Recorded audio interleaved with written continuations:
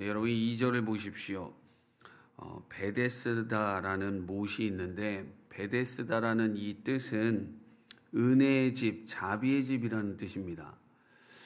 자, 그런데 아이러니하게도 이 은혜의 집, 자비의 집에서 일어나고 있는 일은 전혀 반대되는 일이에요. 은혜도 아니고 자비도 아닙니다. 4절에 보니까 천사들이 내려와 그 물을 움직일 때 먼저 들어가는 자가 어떤 병에 걸렸든지 낫게 됨이로라. 먼저 들어가는 자.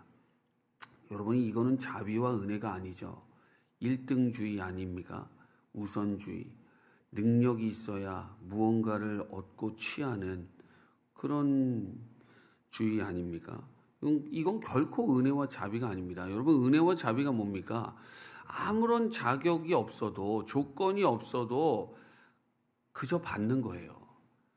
정말 그저 받는 겁니다. 조건이 없어도, 자격이 안 돼도 받는 거예요. 1등을 못해도 받는 겁니다. 먼저 못 들어가도 받아야 돼요. 그게 은혜고 그게 자비인데, 그런데 베데스다에 일어나고 있는 일은 먼저 들어가는 자만 병이 낫고 있습니다. 자, 결코 은혜의 집이 아니고 자비의 집이 아닙니다. 여러분, 이 세상은 겉으로 볼 때는 굉장히 화려해 보이고 살만한 것처럼 보이고 우리에게 좋은 것들을 주는 것처럼 보이지만 사실은 그 속은요 전혀 반대입니다. 세상의 주인, 신인, 사단이 이 세상을 지배하고 있고요. 죄가 이 세상에 꽉 차 있고요.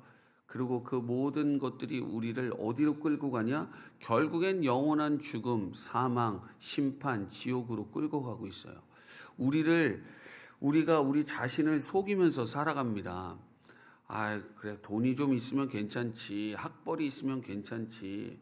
아니면 뭐 사회적인 지위가 있으면 괜찮지. 어떤 능력, 달란트가 있으면 괜찮지. 사회적인 어떤 업적을 이뤘으면 괜찮지. 그렇게 우리를 속여요. 그런데 아닙니다. 겉으로 볼 때는 화려해 보일지라도 우리 속은요, 완전히 죄로 썩어 있는 존재. 이 죄가 도대체 해결될 수가 없는 게 보십시오. 설탕 넣고 커피 프림 넣고 따뜻한 우유 넣고 휙 저으면은 이게 커피, 믹스 커피가 되잖아요.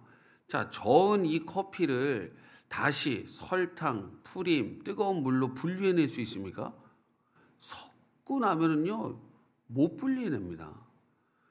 우리 존재가 그런 존재예요. 죄와 완전히 뒤섞였어요.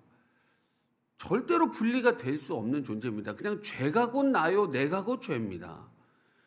근데 이 속은 그 하나님의 이 죄로 가득 차고 하나님의 심판으로 가득 찼는데 겉은 얼마나 우리가 화려하게, 겉에는 아무렇지도 않은 것처럼 이렇게 살아갑니까? 우리의 인생이 마치 이 베데스다와 같습니다. 겉은 번지르하지만 속은 전혀 아닌. 근데 이곳에 누가 찾아오십니까? 메시아, 구원자, 예수님이 찾아오세요. 여러분, 여기 5절에 보니까 38해 된 병자가 있더라. 바로 우리를 이야기하는 겁니다. 여러분, 38년 동안 누워 있어요. 완전한 무기력함이요, 완전한 좌절의 자리에 있다라는 것입니다. 이 38년 된 병자가, 우리가 그런 존재예요. 아무런 소망과 희망이 없어요. 여러분, 하나님이 우리를 왜 흙으로 지으셨을까요? 흙은요, 흙 자체로는요 아무것도 아닙니다. 거기엔 생명도 없고 능력도 없어요. 스스로 꽃을 피울 수도 없고 열매를 맺을 수도 없습니다. 그게 우리의 존재예요. 반드시 농부를 통해서, 외부의 어떤 걸 통해서 씨가 심겨져야 되고요. 그 씨가 심겨진 것을 농부에 의해서 잘 가꿔져야 비로소 열매도 맺고 꽃을 피우는 존재.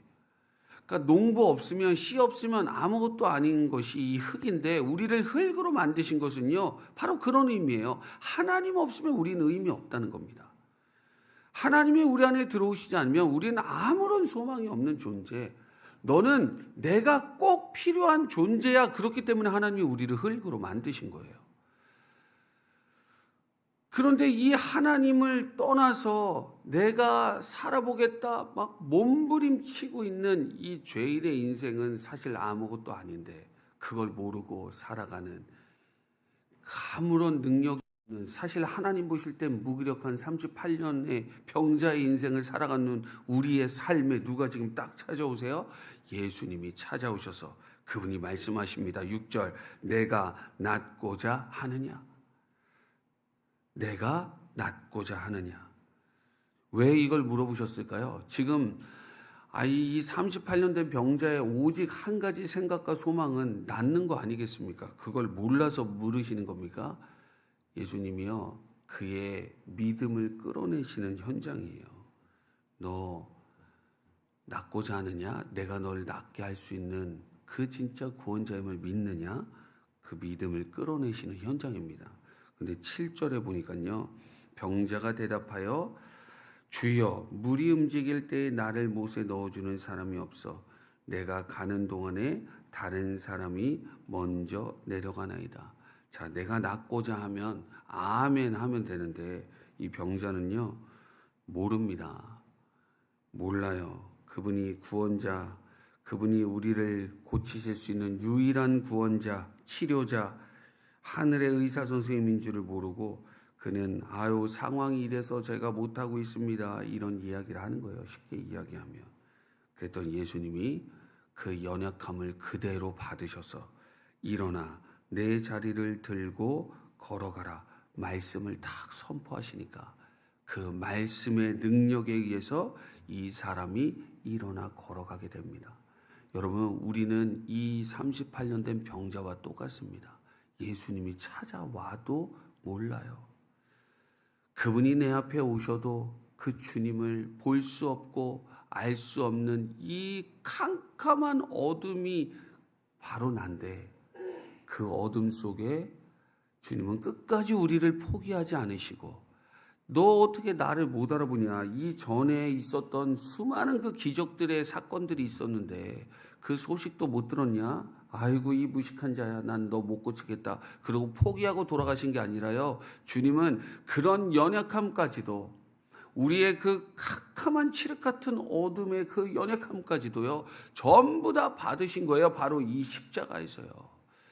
여러분, 예수님이 하나라도 우리의 그 연약함을, 죄의 그 연약함을 받아내시지 않으셨다면 우린 누구도 구원받을 수 없었는데, 주님이 이 십자가에서 여러분과 저의 모든 것을 다 끌어안고 죽으셨습니다.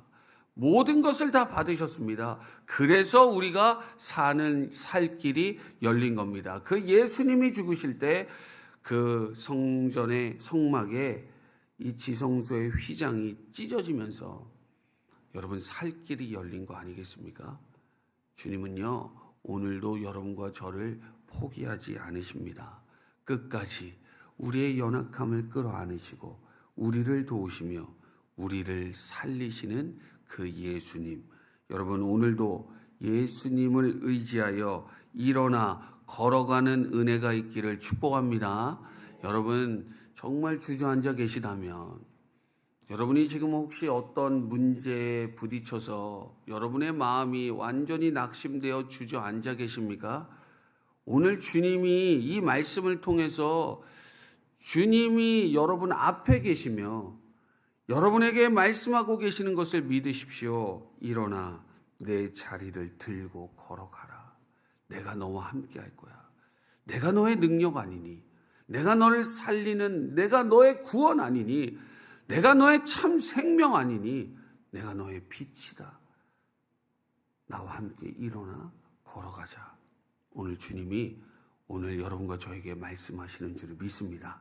오늘도 예수 그리스도의 이름으로 담대히 일어나 걸어가시고, 예수 그리스도의 이름으로 담대히 기도하시고 이 믿음의 길 걸어가 오늘 하루의 끝에 하나님의 영광의 찬송으로 여러분이 우뚝 서시기를, 또한 영원히 서시기를 주님의 이름으로 축복합니다.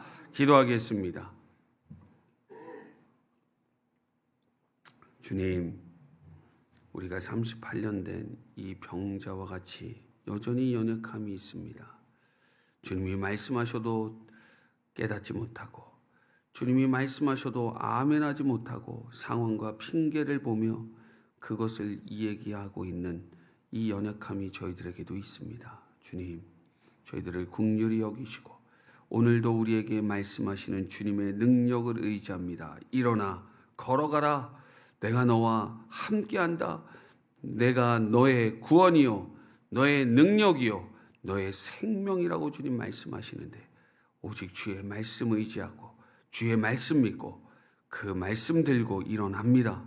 주여, 오늘도 승리하게 하시고 말씀의 능력으로 일어나게 하시고 말씀의 능력으로 회복되는 역사, 안전뱅이의 이 마음이 다시 일어나 생명과 활력을 얻어 담대하게 주를 위해 살아갈 수 있는 이 놀라운 베데스다의 은혜와 자비가 우리의 삶에 충만히 임하게 하여 주시옵소서. 감사드리며 예수 그리스도의 이름으로 기도드렸습니다. 아멘.